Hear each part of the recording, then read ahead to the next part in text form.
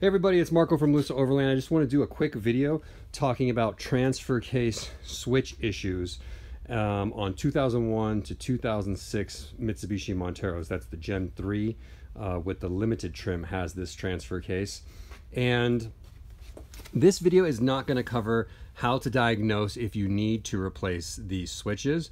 Instead, what I'll do, there's a video that does a really good job of that someone else has on YouTube. I'll just link it in the description.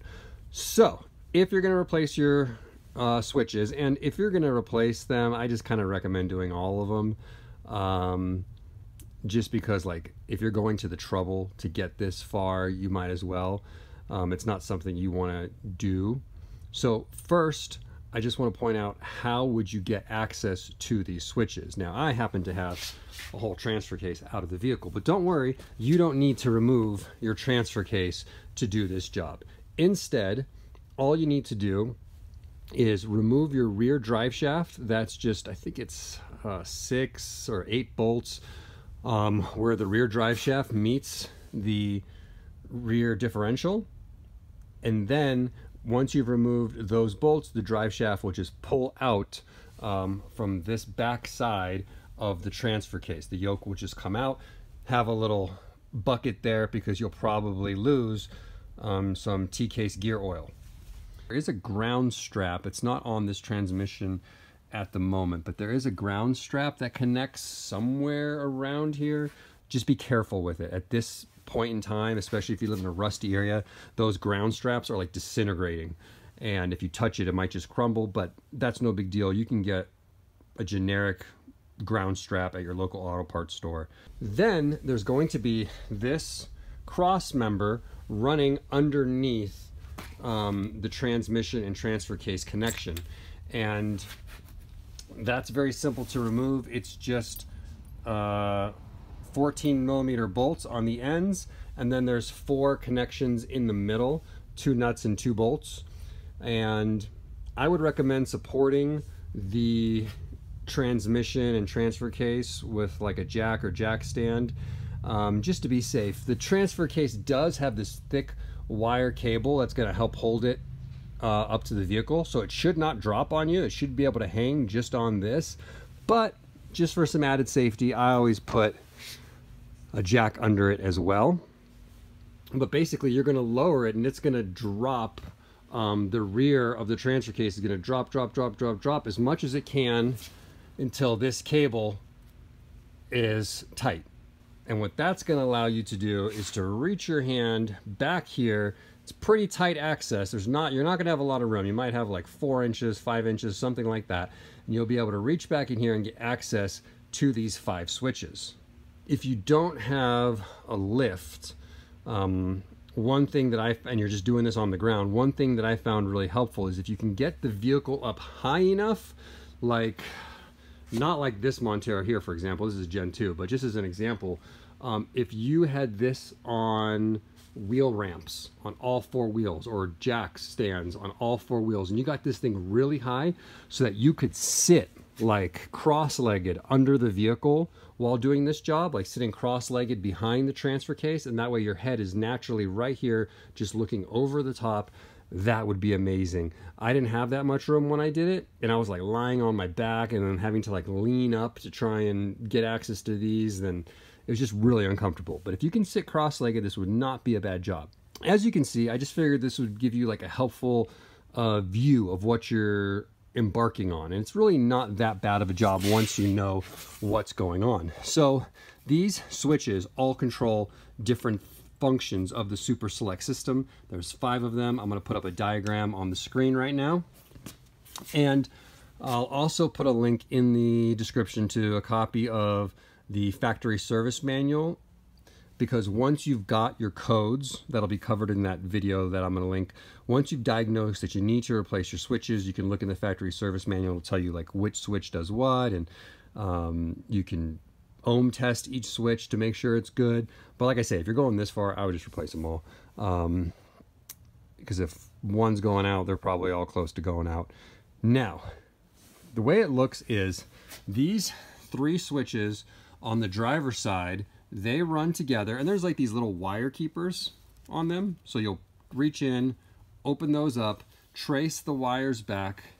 As you can see, they all come here. 1, 2, 3. And they're on like this bracket. And then the two on the passenger side, they run together and come to this bracket. Now I've already taken them off. And so the way it's gonna look is they're gonna be attached like that. And you need to pull them off of these like metal holders. And the way you do that is from the bottom. You can see there's that nub that pushes through that hole. So you need to get like a pick underneath, pushing up on the end of the switch harness, and that'll allow you to pull it off. It's kind of annoying just because of the amount of space. You can always just pull out the two 14mm bolts. That way you'll have access to this whole bracket, and that makes it easier. So eventually you're going to get that unclipped, and then it's just a 22mm wrench to remove the switch itself. Now, there's a couple things I want to point out. First of all, what I would recommend, if you can, I know that access is really annoying, but if you can get like the wand of an air compressor in here and just blow away all of this dirt, because what you don't want is any of that dirt falling into the transfer case through this hole. Luckily, there is like a raised lip around here, so that kind of helps keep dirt from falling in, but it's a good idea to clean it before you take a switch out. The other thing I want to point out is that there is a crush washer right here. That we do sell these new. We sell the switches new. So if you need to replace the crush washer, we have those. The really important thing that I want to point out is there is a ball bearing inside each of the holes. The ball bearing pushes on this detent. And if that ball bearing is gummed up, even if you put in a new switch, you might still have problems. So what I would recommend you do is get that ball bearing out and clean inside that well to make sure that there's like no gunk that's, you know, gonna cause a problem. So this hole is very small. It's only about 6 to 7mm. So most magnetic pickup tools are too wide to fit in there. I take a magnetized screwdriver.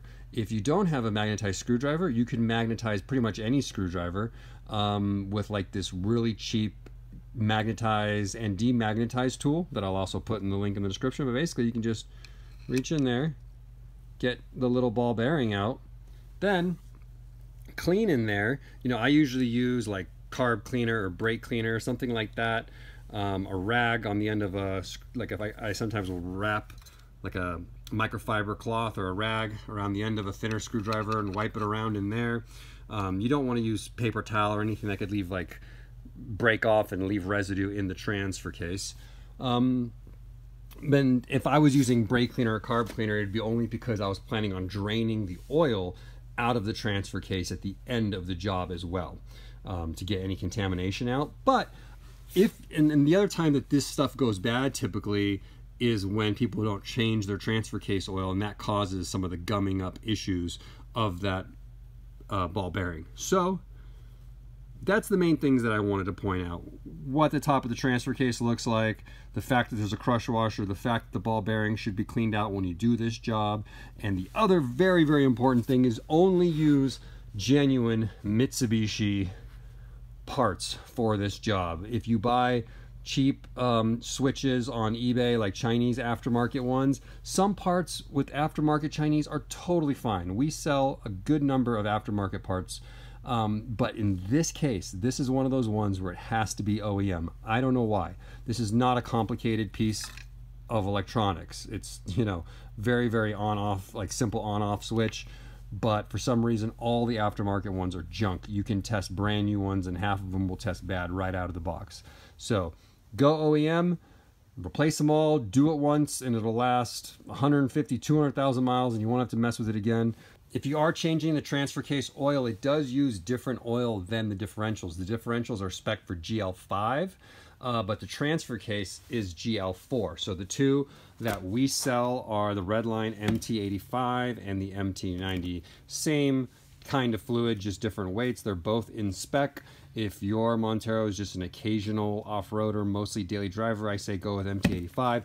If yours is like a dedicated off-roader, you use it to tow, heavier, more extreme use, I say go with MT90. But it's important that it is GL4 safe for brass metals that are inside of the transfer case. You'll probably want to replace the cross member bushings at the same time since it's no extra labor. There are 4 upper and 4 lower. They're real cheap.